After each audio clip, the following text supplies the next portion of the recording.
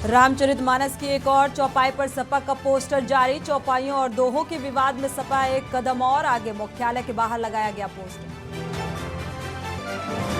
UP board परीक्षा के साथ नकल भी शुरू। शहर शहर में निकल रहे मुन्ना भाई। गाजीपुर, आगरा, जौनपुर में सख्ती का दिखा असर।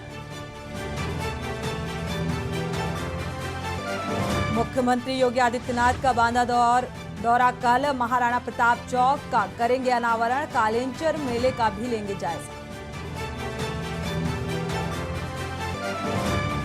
ईडी की यूपी में 20 ठिकानों पर छापेमारी। शैक्षणिक संस्थाओं द्वारा स्कॉलरशिप में फर्जीवाड़ा करने से जुड़ा मामला होने की सूचना। श्री कृष्ण जन्मस्थान शाही ईदगाह मामले की सुनवाई टली। मामले में अब 23 फरवरी को होगी सुनवाई। महेंद्र प्रताप को रिवीजन वाद पर होने की सुनवाई। यूपी में हादसों वाला गुरुवार। परीक्षा देकर लौट रहे छात्रों की सड़क हादसों में मौत। सिद्धार्थनगर, बरेली, बुलंदशहर में हादसे में 3 की मौत, 8 छात्रों की हालत गंभीर। आप देख रहे हैं के न्यूज, खबरों का सारथी। खबरों में आगे बढ़े उससे पहले बड़ी खबर आपको बता दें, गाजियाबाद से मिल रही है। तहसील सदर के 4 सब रजिस्ट्रार सस्पेंड किए गए हैं। एसआईटी की जांच के बाद ये आदेश जारी किए गए। सस्पेंड किया गया है। फर्जी पावर ऑफ अटॉर्नी करने का ये पूरा मामला है। एआईजी स्टाम्प और साथ ही सब रजिस्ट्रार अटैच किए जा चुके हैं। विभाग के आदेश पर यह एसआईटी की जांच हुई थी और इस एसआईटी की जांच में दोषियों को सस्पेंड किया गया। तो 4 सब रजिस्ट्रार हैं जो सस्पेंड किए गए हैं।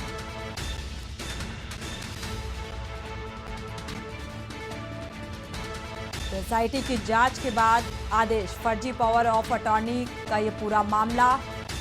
4 सब रजिस्ट्रार को सस्पेंड किया गया है।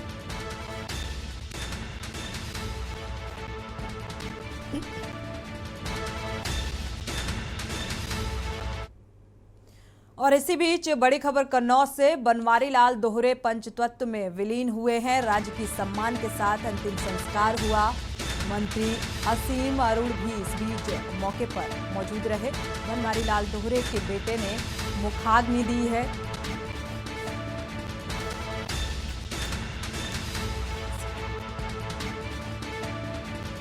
तो डीएम, एसपी सहित सभी ने 2 मिनट का मौन रखा और एमएलसी बनवारी लाल को श्रद्धांजलि अर्पित की। बड़ी खबर, एक बड़ी क्षति।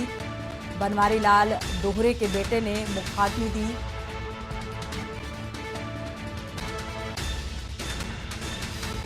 तो अंतिम दाह संस्कार।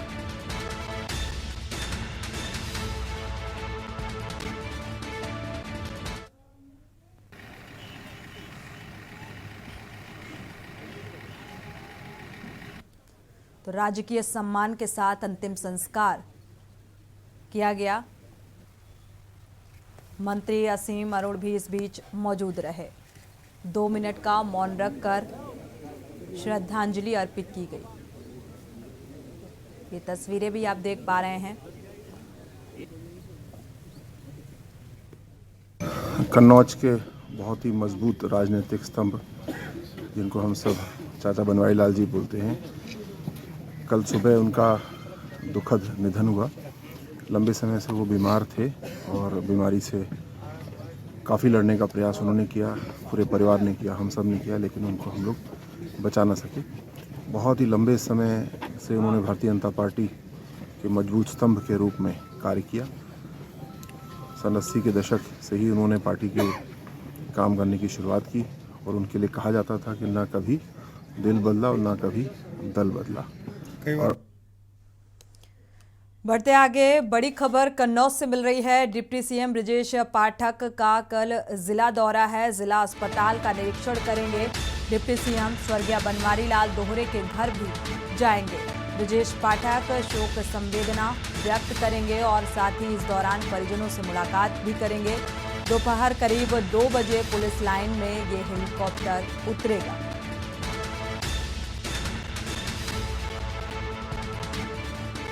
कन्नौज से बड़ी खबर। डिप्टी सीएम ब्रजेश पाठक का कल ये दौरा बेहद अहम।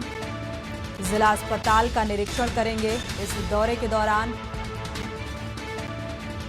साथ ही स्वर्गीय बनवारी लाल दोहरे के घर भी जाएंगे। अभय कटियार संवाददाता इसी खबर पर जुड़े हुए हैं।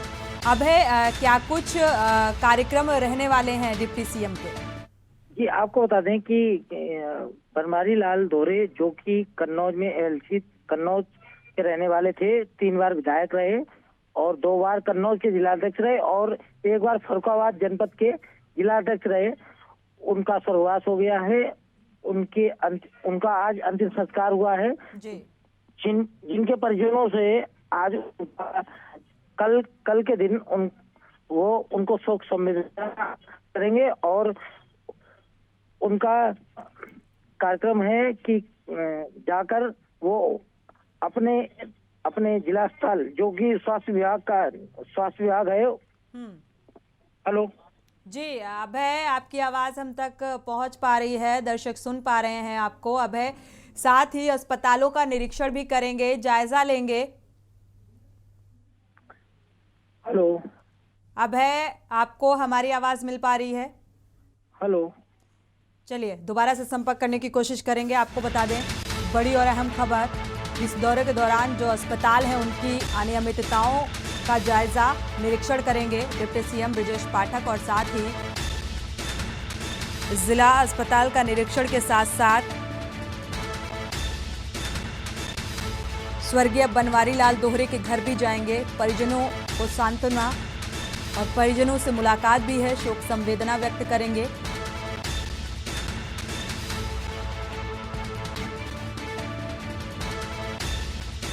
तो जिला अस्पताल में क्या कुछ व्यवस्था और अव्यवस्था इस बीच मिलती है, इस बात का निरीक्षण और साथ ही शोक संवेदना व्यक्त करने के लिए पहुंचेंगे। करीब दोपहर 2 बजे पुलिस लाइन में हेलीकॉप्टर उतरेगा।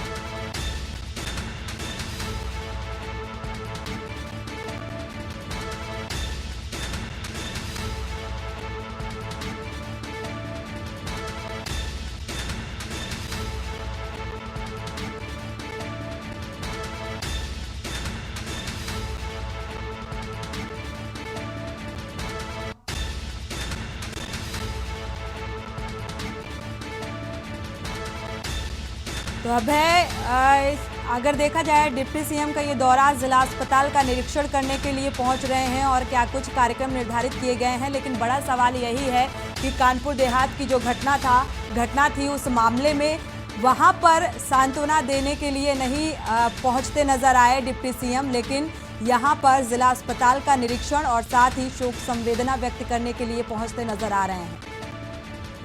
कानपुर देहात के जो भी घटना है उसमें सिर्फ फोन पर बात करके और उस परिवार को शोक संवेदना देने से डिप्टी सीएम का चेहरा साफ नजर आ रहा है। दूसरी चीज आपको बता दें कि कन्नौज में जो उनके ही पार्टी के एमएलसी जी जिनकी मृत्यु हुई है उनके घर शोक संवेदना प्रकट करने जा रहे हैं। और दूसरा ये है कि स्वास्थ्य विभाग जो कि कन्नौज के अंदर कई खबरें हमारे चैनल द्वारा दिखाई जाती हैं, कई अन्य चैनलों द्वारा दिखाई जाती हैं, जिसमें कि कन्नौज की स्वास्थ्य सेवाएं बदतर हालत में है।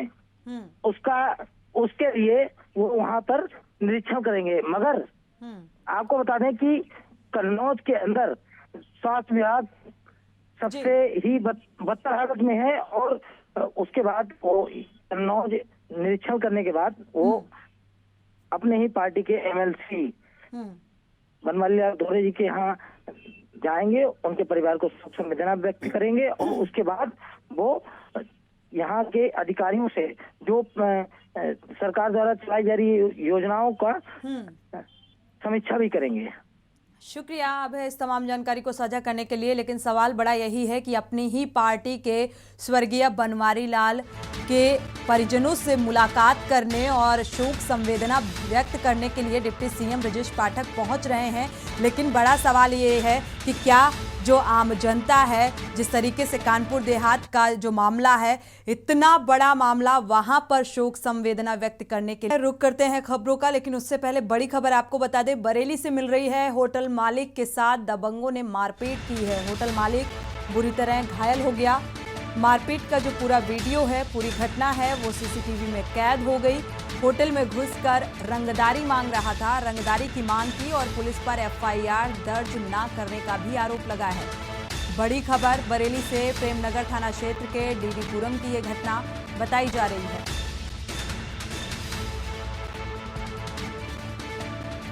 तो होटल मालिक के साथ दबंगई की ये तस्वीरें आप देख पा रहे हैं कि किस तरीके से होटल मालिक के साथ दबंगई करता हुआ, मारपीट करता हुआ ये शख्स नजर आ रहा है। स्टाफ की मौजूदगी के बीच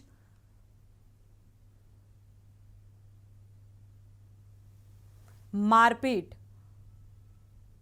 और साथ ही इस पूरे घटनाक्रम में जो दबंग हैं उनके खिलाफ पुलिस एफआईआर भी दर्ज नहीं कर रही है। यानी कि प्रशासनिक लापरवाही भी इस मामले में नजर आ रही है कि जो प्रशासनिक अमला है वो पूरी तरीके से दबंगों से मिला हुआ है।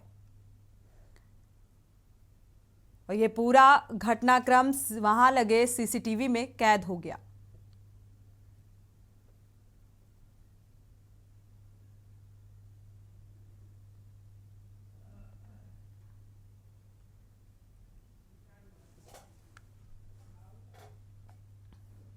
खबर इटावा से है, जहां सपा के राष्ट्रीय प्रमुख महासचिव ने कई मुद्दों पर अपनी बात रखी। यूपी के योगी सरकार पर भी निशाना साधा।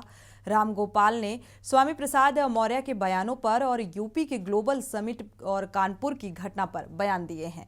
स्वामी प्रसाद मौर्य के बयानों से समाजवादी पार्टी के विचार विभाजन पर कहा है कि राजनीतिक दल भोले शंकर की बारात की तरह से होते हैं। इसमें बहुत अच्छे और टेढ़े मेढ़े दोनों तरह के लोग होते हैं। हिंदू राष्ट्र के सवाल पर बोले कि भारत हिंदू राष्ट्र ना तो योगी की वजह से है, ना इनकी वजह से रहेगा।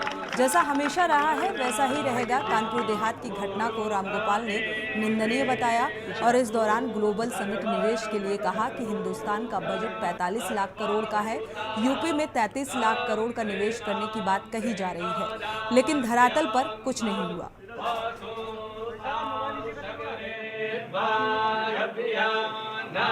देखिए, भारत हिंदू राष्ट्र न योगी की वजह से है और न इनकी वजह से रहेगा।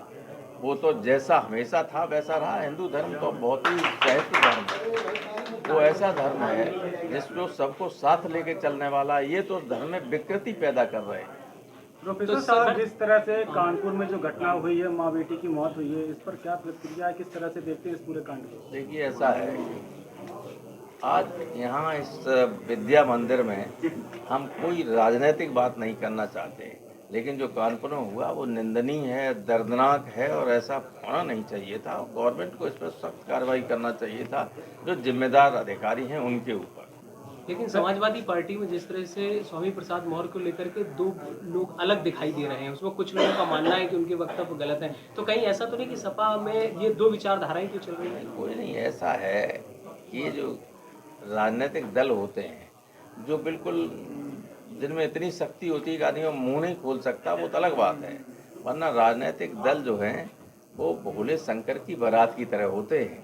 इसमें बहुत अच्छे भी लोग होते हैं और टेढ़े मेढ़े लोग भी होते हैं, और सबको लेके साथ चलना पड़ता है। कभी कभी सब काम आ जाते हैं। और यूपी का इन्वेस्टमेंट समिट कह रही है 33 लाख करोड़ यहाँ इन्वेस्ट करना हो जाएगा, इतना बाहर से आ जाएगा।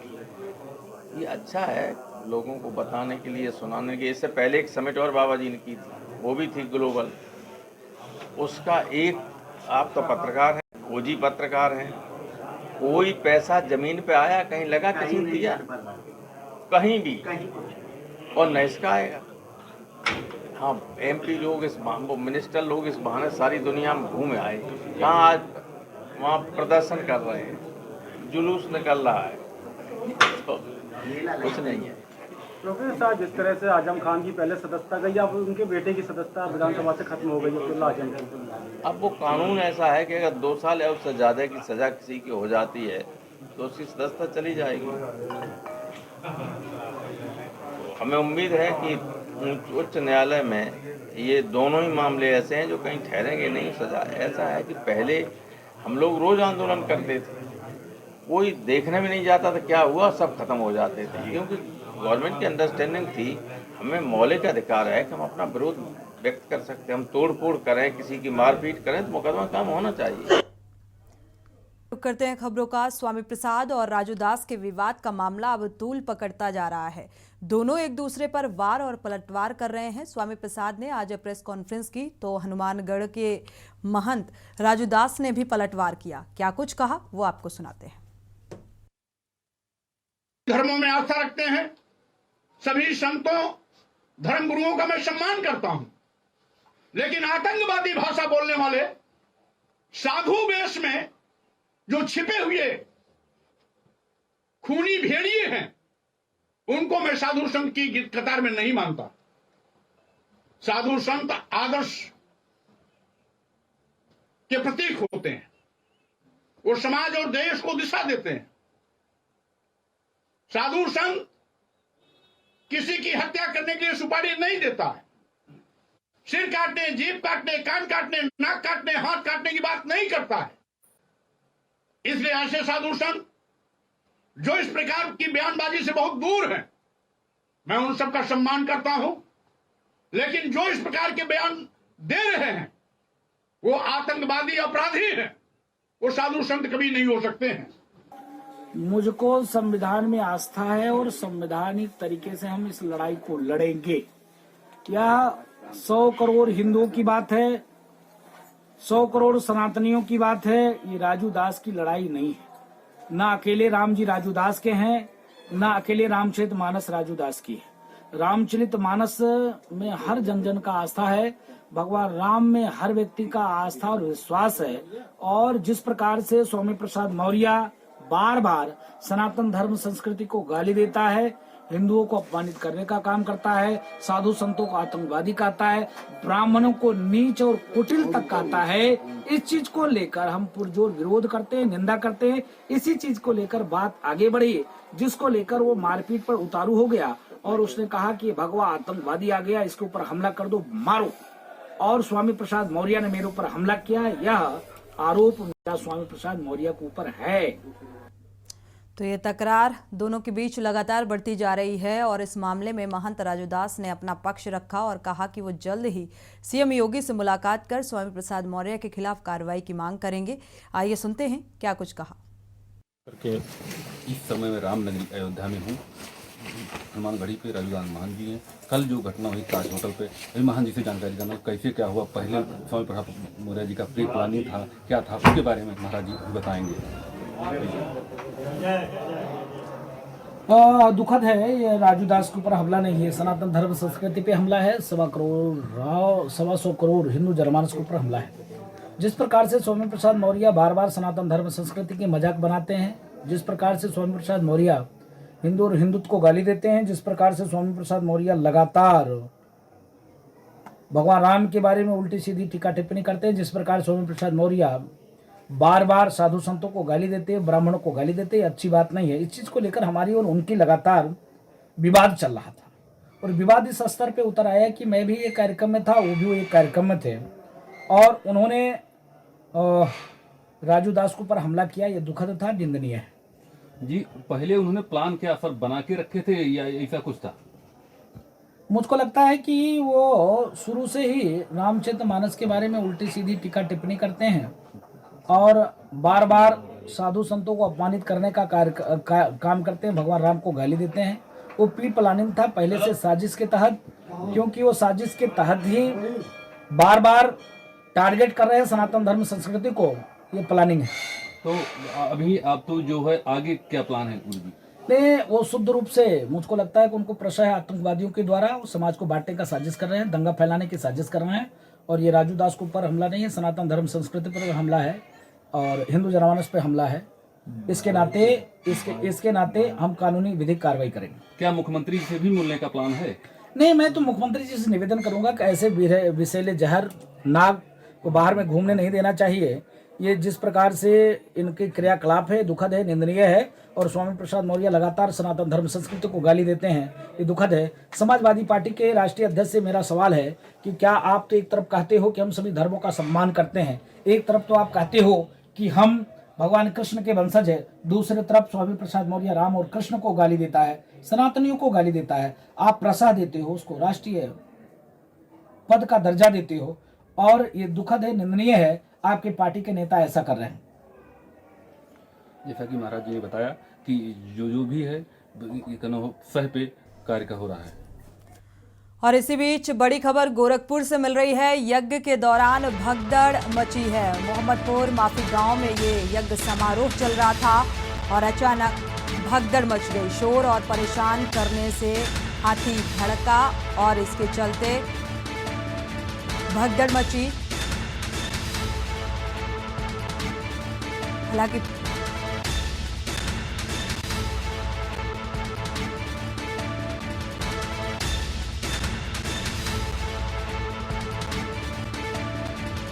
भड़के हाथी ने 3 लोगों को रौंद कर मार डाला। पांडाल में हाथी ने जमकर अपना तांडव मचाया। हालांकि इस पूरे घटनाक्रम पर सीएम योगी आदित्यनाथ ने दुख भी जताया है और मुआवजे की राशि भी देने का जिक्र किया है।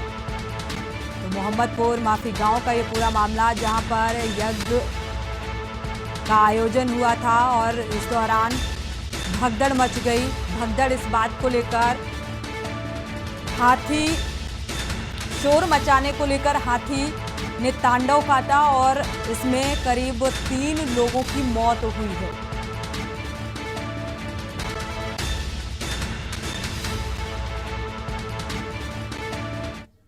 इस घटना पर सीएम योगी आदित्यनाथ ने दुख भी जताया है और साथ ही मुआवजे की राशि दिए जाने की भी बात कही है।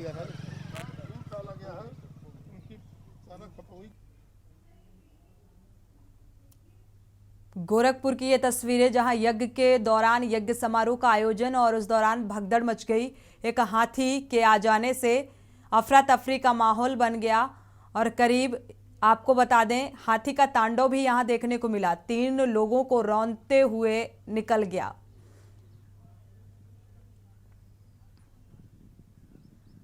तो पांडाल में जमकर इस हाथी ने तांडव मचाया।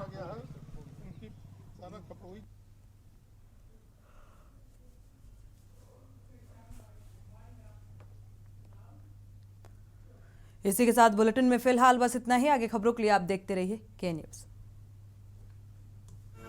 इस कार्यक्रम के प्रायोजक करता है गोल्डी मसाले। वो स्वाद ऐसा तो रिश्तों में गुस्सा कैसा।